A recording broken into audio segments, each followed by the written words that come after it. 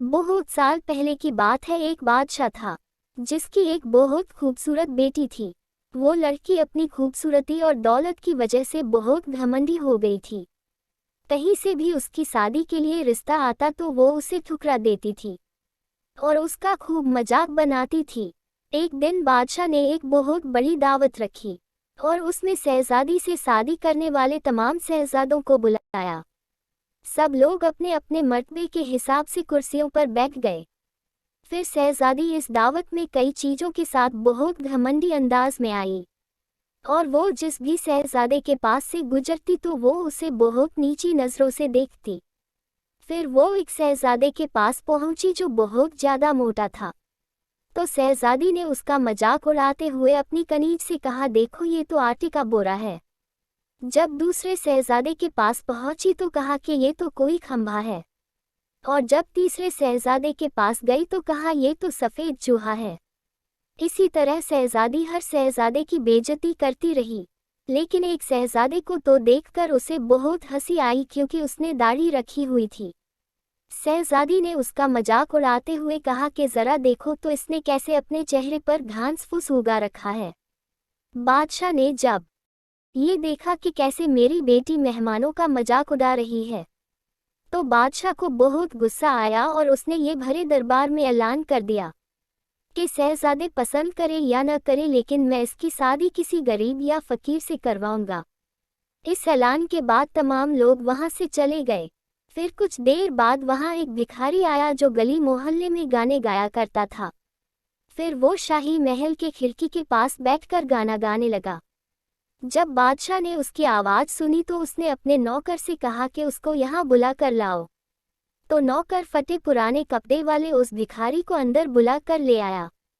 फिर उस भिखारी ने शहजादी के सामने बहुत अच्छा एक गाना गाया और फिर बादशाह से इनाम मांगा। तो बादशाह ने कहा, तुमने बहुत अच्छा गाना गाया है, मैं तुम्हें बहुत अच्छा इनाम दूंगा, मैं अपनी बेटी की शादी तुमसे करवाऊंगा। शहजादी ने जब ये सुना तो वो हैरान हो गई। उसने बहुत ज्यादा ड्रामा किया लेकिन बादशाह ने उसकी एक ना सुनी। बादशाह ने उसे डांटते हुए कहा कि मैंने मेहमानों के सामने ये वादा किया था कि मैं तुम्हारी शादी किसी भिखारी से करूंगा। अब मैं वो कसम पूरी कर रहा हूँ। उसके बाद बादशाह ने उन दोनों का निकाह भी करवा दिया और कहा कि अब तुम अपने सोहर के साथ जाने की तैयारी कर लो। शहजादी रोती पिटती उस भिखारी के साथ गई। रास्ते में वो एक शिकारगाह के पास से गुजरी। वो शिकारगाह बहुत बड़ी थी। तो शहजादी ने भिखारी से पूछा कि ये शिकारगाह किसकी है। तो भिखारी ने कहा कि मैंने सुना है कि तुमने एक दाढ़ी वाले का मजाक उड़ाया था। ये शिकारगाह उसी दाढ़ी वाले की है। अगर तुम उस दाढ़ी वाले से शादी कर लेती तो ये शिकारगाह तुम्हारी होती। इसके बाद वो एक बड़े से बाग में पहुंची। ये बाग देखकर शहजादी ने पूछा कि ये बाग किसका है। तो भिखारी ने कहा कि ये बाग भी उसी दाढ़ी वाले का है। फिर वो एक बड़े अजीमो सानन शहर में दाखिल हुई। इतना बड़ा और खूबसूरत शहर देखकर शहजादी हैरान हो गई। उसने पूछा कि इस शहर का मालिक कौन है। तो भिखारी ने कहा, ये शहर दाढ़ी वाले के मुल्क में आता है। अगर तुम उससे शादी कर लेती तो ये सब तुम्हारा होता। शहजादी ने अफसोस करते हुए कहा कि मैंने बहुत बड़ी गलती कर दी, काश मैं उससे शादी कर लेती। तो भिखारी ने नाराज होते हुए कहा कि मुझे उससे कोई मतलब नहीं, मगर तुम मेरे होते हुए किसी दूसरे मर्द की बातें क्यों कर रही हो? क्या मुझ में कोई कमी है? इसके बाद वो एक छोटी सी झोपड़ी के पास पहुंचे। तो शहजादी ने कहा कि कैसी बेकार और छोटी सी झोपड़ी है। तो भिखारी बोला कि ये मेरा घर है और यही वो जगह है जहां हमें जिंदगी गुजारनी है। तो शहजादी बोली कि तुम्हारा नौकर कहाँ है? तो भिखारी बोला कि हमें नौकरों से क्या काम, तुम हर काम कर सकती हो, चलो अब तुम आग जलाओ और मेरे लिए खाना बनाओ, मैं बहुत थक चुका हूँ। लेकिन शहजादी को खाना पकाना नहीं आता था। तो भिखारी ने उसकी मदद की। फिर कुछ देर बाद उन्होंने उल्टा सीधा खाना पकाकर खा लिया और सो गए। दूसरे दिन उसे भिखारी ने जगाया और घर का काम करने को कहा। शहजादी पूरा दिन काम करती रही और ऊपर से भिखारी की डांट भी सुनती रही। इसी तरह से उन्होंने कुछ दिन गुजार लिए। एक दिन भिखारी ने कहा कि मैंने जो कुछ कमाया था वो सब अब खत्म हो चुका है।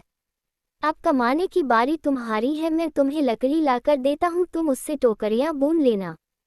ये कहकर वो जंगल में गया और टोकरी के लिए लकड़ी काट कर ले आया। शहजादी ने टोकरी बनानी शुरू कर दी। उसने पहले कभी इस तरह का मेहनत वाला काम नहीं किया था, इसलिए उसकी उंगलियां जख्मी हो गई और उनमें से खून निकलने लगा। ये देखकर उसके सोहर ने कहा कि तुम ये काम नहीं कर सकती, मैं तुम्हें धागे ला कर देता हूँ, तुम उससे कपड़े बुन लेना। लेकिन वो ये भी ना कर सकी तो उसके सोहर ने कहा कि तुम तो मेरे लिए बिल्कुल भी काम की नहीं हो, तुम तो कोई भी काम नहीं कर सकी, तुमसे शादी करके मैं बर्बाद हो गया। ठीक है, मैं कोशिश करता हूँ कि तुम्हारे लिए मैं मिट्टी के बर्तन ला दूँ, तुम उन्हें बाजार में जाकर बेच दिया करो। इस बात पे घमंडी शहजादी ने कहा कि जब मैं बाजार जाऊंगी तो मेरे मुल्क के लोग मुझे इस हाल में देख के मुझ पर बहुत हंसेंगे। तो सोहर ने कहा कि ये मेरा मसला नहीं है, अगर तुम भूख से नहीं मरना चाहती हो तो तुम्हें ये काम करना ही पड़ेगा। मिट्टी के बर्तन बेचने का काम बहुत अच्छा चल रहा था। लोग जब एक खूबसूरत लड़की को बाजार में बर्तन बेचते हुए देखते तो उस पर तरस खाकर उससे कुछ न कुछ खरीद लेते। जब बर्तन बिक गए तो भिखारी ने और बर्तन लाकर दिए। इसी दौरान एक सिपाही वहां से गुजरा तो उसने बर्तन लेकर उसमें लात मारकर तोड़ दिए और कहा कि दोबारा तुम इस तरह से रास्ता मत घेरना, एक तरफ बर्तन रख कर बेचना, बीच रास्ते पर मत बेचना। शहजादी बहुत परेशान हुई। उसने सारा वाकया घर आकर अपने सोहर से बताया। सोहर ने कहा तुम बिल्कुल पागल हो, तुमसे किसने कहा था कि तुम बर्तनों को ऐसे बिच बाजार में रख कर बेचो, आखिर वहां से लोगों को निकलने में परेशानी होती होगी। मुझे लगता है कि तुम ये भी नहीं कर सकती, ये तुम्हारे बस का काम नहीं है। मैं शाही महल जाऊंगा, हो सकता शायद तुम्हारे लायक कोई काम वहां मिल जाए। ये कहकर वो शाही महल के लिए रवाना हो गया। शाम को वो वापस आकर कहा कि तुम्हारे लिए शाही महल में मददगार बावर्ची की जगह मिल गई है, अब कम से कम हमें पेट भर के खाना तो मिल ही जाएगा। इस तरह वो घमंडी शहजादी एक मददगार बावर्ची बन गई। वो रोज सुबह से शाम तक बावर्ची खाने में रहती और रात को बचा हुआ खाना अपने घर ले आती। इस तरह दोनों मियाँ बीवी का गुजारा होने लगा। महल में आए हुए उसे कुछ ही दिन गुजरा था कि उसने सुना कि महल में कोई शाही प्रोग्राम है। जब मेहमान आने शुरू हुए तो शहजादी बावर्ची खाने की खिड़की से उन्हें देखने लगी।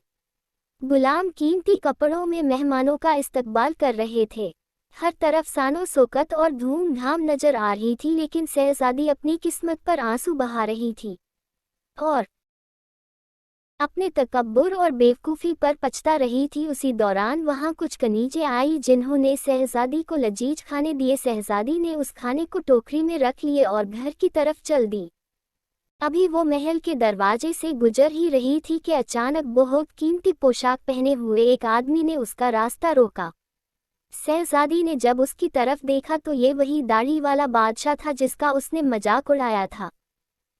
वो खौफ से कांपने लगी। बादशाह उसे लेकर महल में पहुंचा। इतने सारे लोगों को देखकर उसका अपने ऊपर काबू नहीं रहा और घबराहट में उसके हाथ से टोकरी गिर गई और उसमें से खाना निकलकर चारों तरफ बिखर गया। तमाम दरबारी हंसने लगे। शहजादी का उस वक्त हाल ऐसा था कि किसी तरह जमीनन फट जाती और वो उसमें समा जाती। उसने झटके से अपना हाथ छुड़ा लिया और भागना चाहती थी, फिर बादशाह ने उसे दोबारा पकड़ लिया और नरमी से बोले कि डरो मत, क्या तुम मुझे नहीं पहचानती हो? मैं वही भिखारी हूँ जो तुम्हारे साथ झोपड़ी में रहता था, वही सिपाही हूँ जिसने तुम्हारे बर्तन तोड़े थे। ये सब कुछ मैंने तुम्हारे लिए इसलिए किया क्योंकि मैं तुम्हें पसंद करता था और तुमसे शादी करना चाहता था। अब तुम्हारे घमंड का इलाज हो चुका है। मैं वही भिखारी हूँ जिसके साथ तुम रहा करती थी। अब तुम्हें अच्छा सबक मिल गया है, पिछली बातों को भूल जाओ और देखो हमारी शादी की तैयारियां हो रही है। तत्कनीजे आई और उसे अपने साथ ले गई। फिर शहजादी को नेहला कर उसे दुल्हन का लिबास पहनाया गया। फिर जब वो दोबारा वहां आई तो देखा कि उसके माँ बाप और तमाम दरबारी वहां मौजूद थे। लोगों ने उसे मुबारकबाद दी।